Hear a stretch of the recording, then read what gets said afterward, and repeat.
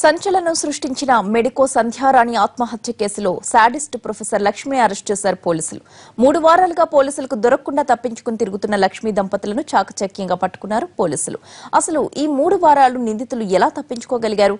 పోలీసులకు చిక్కకుండా తప్పించుకునేలా గైడ్ చేసిందెవరు? అసలు నిందితులు ఎలా చిక్కారు? పెద్ద నోట్లపై నిషేధమై నిందితుల్ని పట్టించిందా? ప్రొఫెసర్ లక్ష్మి పోలీసుల్ని ముప్పుతిప్పలు పెట్టి 3 చెరువుల నీళ్లు తాగించడమే కాదు 5 రాష్ట్రాలు తిప్పిన నిందితురాలు. మెడికో సంధ్యారాణి ఆత్మహత్య కేసులో నిందితురాలు ప్రొఫెసర్ లక్ష్మిని ఆమె భర్త విజయసారథిని పోలీసులు బెంగళూరులో అరెస్ట్ చేశారు. లక్ష్మితో పాటు మరో 6గురిపై కేసు నమోదు చేశారు. మెడికో సంధ్యారాణి ఆత్మహత్య చేసుకున్నప్పటి నుంచి ప్రొఫెసర్ లక్ష్మి భర్తతో కలిసి పారిపోయింది. 3 వారాలుగా పోలీసులకు దొరకకుండా తప్పించుకు తిరుగుతోంది. 5 రాష్ట్రాల్లోని 16 ప్రాంతాల్లో మకాం వేసింది. పోలీసులు తమను వెతుక్కుంటూ వస్తున్నారన్న అనుమానం వచ్చిన ప్రతిసారి ప్లేస్ మార్చేసింది. పుల్లల చెరువు నుంచి పాండిచ్చేరి, చెన్నై, తిరుపతి, గుంటూరు, హైదరాబాద్, షిరిడి, బెంగళూరు ప్రాంతాల్లో తలదాచుకుంది. గత నెల 24న సంధ్యారాణి చనిపోయిన రోజే లక్ష్మీ దంపతులు గుంటూరు నుంచి ట్రావెల్స్ కారులో ప్రకాశం జిల్లా వెళ్లారు. అటు నుంచి తమ కుమారుడు చదువుకుంటున్న పాండిచ్చేరి వెళ్లి అక్కడ ఓ లాడ్జిలో బస చేశారు. ఆ తర్వాత చెన్నై, తిరుపతి వెళ్లిన వీరు తమ కుమారుడిని తిరిగి పాండిచ్చేరికి పంపించేశారు. ఇక అటు నుంచి మహారాష్ట్రలోని షిరిడి, శనిసింగ్నాపూర్, షోలాపూర్ వంటి పుణ్యక్షేత్రాలు తిరిగారు. చివరకు హైదరాబాద్ చేరుకున్నారు. బెంగళూరు వెళ్లి అక్కడ తలదాచుకున్నారు. వాళ్ళు పారిపోయిన తీరు చూస్తే అన్యూజువల్ గా ఎక్కువ పారిపోయారు. ఎక్కువ దూరం 16 ఊర్లు తిరగాల్సిన అవసరం లేదు. చట్టంకి లోబడి సింపుల్ గా ఇష్యూని క్లోజ్ చేసుకుంటే మంచిది. సో వాళ్ళు అలా చేశారు. వాళ్ళు అలా చేయడం వల్ల ఇంకా ఎక్స్పాండ్ ఇచ్చిన తీరు, ఆమె యొక్క బిహేవియరు అవన్నీ కూడా పరిగణలోకి తీసుకోవడం జరిగింది. యాటిట్యూడ్. లక్ష్మి ఆచూకీ తెలిసిన ప్రతిసారి పోలీసులు అక్కడికి వెళ్లి వెతికారు. కానీ అప్పటికే అక్కడి నుంచి లక్ష్మీ దంపతులు పారిపోయేవారు. ఇలా ప్లేస్ మారుస్తుండటంతో వీరిని పట్టుకోవడం పోలీసులకు కష్టమైంది. 8 బృందాలు రంగంలోకి దిగిన లక్ష్మి ఆచూకీ తెలుసుకోవడానికి 3 వారాల సమయం పట్టింది. ఎప్పటికప్పుడు తప్పించుకుంటూనే ఉన్న లక్ష్మి బెయిల్ వచ్చాక అజ్ఞాతంలోంచి రావాలనుకుంది. తన బెయిల్ ప్రయత్నాలను కొనసాగిస్తూనే ఉంది. కానీ చివరకు బెంగళూరులో దొరికారు. బెంగళూరులో ఉన్న విషయం తెలుసుకున్న పోలీసులు కర్ణాటక డీజీపీ సాయం తీసుకున్నారు. బెంగళూరులో లక్ష్మీ దంపతులకు ఓ ప్రైవేట్ బ్యాంకు ఉద్యోగి సహకరించాడు. అతనితో పాటు నిందితులకు సహకరించిన వారిపైన చర్యలు తీసుకోనున్నారు పోలీసులు.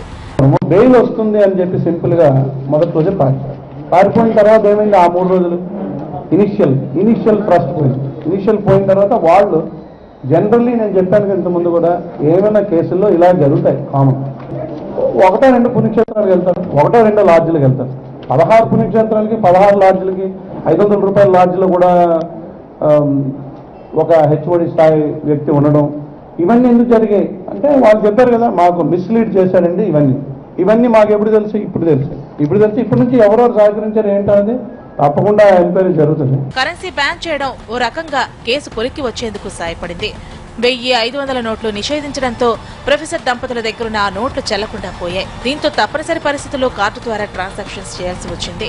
ఎప్పుడైతే కార్డుతో ట్రాన్సాక్షన్స్ చేశారో లక్ష్మి ఎక్కడుందన్న విషయం పోలీసులకు తెలిసిపోయింది. దీంతో పాటు వారి సన్నిహితుడైన రామ్మూర్తికి కాయిన్ బాక్స్ నుంచి ఫోన్ చేయడం మరో క్లూగా ఉపయోగపడింది. వెంటనే రంగంలోకి దిగిన పోలీసులు బెంగళూరు పోలీసుల సాయంతో లాడ్జీలన్నీ జల్లెడ పట్టారు. 10 గంటల్లో 120 లాడ్జీల్లో తనిఖీలు చేశారు. లక్కీగా చివరకు లక్కీ లాడ్జీలో వీరి సమాచారం దొరికింది. లక్ష్మీ దంపతులు బెంగళూరులోని ఓ స్నేహితుడి ఇంట్లో ఉన్నట్టు సమాచారం అందుకున్న ప్రత్యేక బృందం చాకచక్యంగా వారిని అరెస్ట్ చేసింది. ఈ 8వ తారీఖు కరెన్సీ రెగ్యులేషన్స్ రావడం వలన వీళ్ళు లాడ్జ్లో కార్డు పేమెంట్ చేయాల్సి వచ్చింది అనే పాయింట్ కూడా జరిగి ఉండొచ్చు. ఎందుకంటే లాడ్జ్ పేమెంట్ వేలల్లో ఉంటుంది. అండ్ 500, 1000 రూపాయల నోటు రద్దు అవడం వలన వీళ్ళకి కార్డు వాడే తప్ప ఇంకొక గత్యంతరం లేకపోవడం, అది మాకు పాజిటివ్ గా పరిణమించిందని. సులువుగా బెయిల్ వస్తుందని, బెయిల్ వచ్చే వరకు తలదాచుకుంటే చాలనుకున్నావని, అందుకే పలు ప్రాంతాలు తిరిగావని ప్రొఫెసర్ లక్ష్మీ దంపతులు పోలీసులకు వివరించారు. సంధ్యారాణి ఆత్మహత్య చేసుకోవడం దురదృష్టకరమన్నారు. సంధ్యారాణి ఆత్మహత్యకు ఆమె భర్తే కారణమని ప్రొఫెసర్ లక్ష్మి ఆరోపించారు. కానీ ఈ అమ్మాయి నేను చెప్పేది అర్థం చేసుకోలేక తనకి ఇంట్రెస్ట్ లేదు. బేసిక్ గా తీసుకోవాలని అనుకోలేదు. వాళ్ళ హస్బెండ్ మూలాన తన కైని తీసుకుంది. బెయిల్ వస్తుందనే ఒక ఆశతో దీంతో మేము బయటకు వెళ్లాల్సి వచ్చింది. ఆ తర్వాత సంబంధాలు లేవు, బెయిల్ వచ్చింది అని కూడా.